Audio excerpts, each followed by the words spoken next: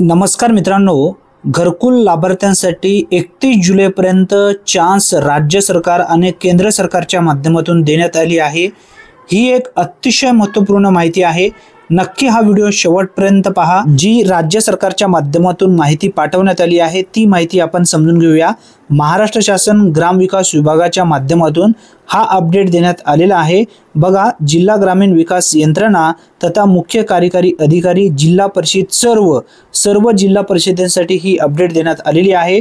विषयामध्ये सांगण्यात आलेला आहे, प्रधानमंत्री आवास योजना ग्रामीण टप्पा 2 अंतर्गत पात्र कुटुंबाचे सर्वेक्षणाबाबत आवास प्लस 2024 जो सर्वे सध्या सुरू आहे, या सर्वेमध्ये जे लाभार्थी अर्ज केलेले आहेत अशा लाभार्थ्यांसाठी ही एकतर अपडेट महत्त्वपूर्ण आहेत।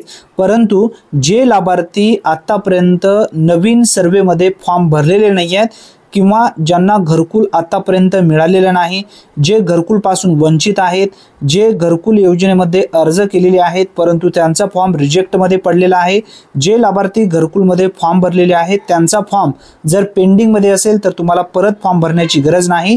ज्यांचा फॉर्म रिजेक्ट झालेला आहे अशा लाभार्थ्यांना परत भरण्यासाठी 31 जुलै 2025 पर्यंत अंतिम मुदत वाढ देण्यात आलेली आहे। जे लाभार्थी अर्ज केलेले नाही आहेत असे लाभार्थी लवकरात लवकर अर्ज करून घ्यायचा आहे। फक्त काही दिवस तुमच्यासाठी शिल्लक ठेवण्यात आलेले आहेत। घरकुल योजनेसंदर्भात भरपूर असे व्हिडिओज आपल्या चॅनलवरती अवेलेबल आहेत। जी समस्या तुमची असेल त्या समस्याचं उत्तर तुम्हाला व्हिडिओच्या माध्यमातून नक्की मिळू शकते।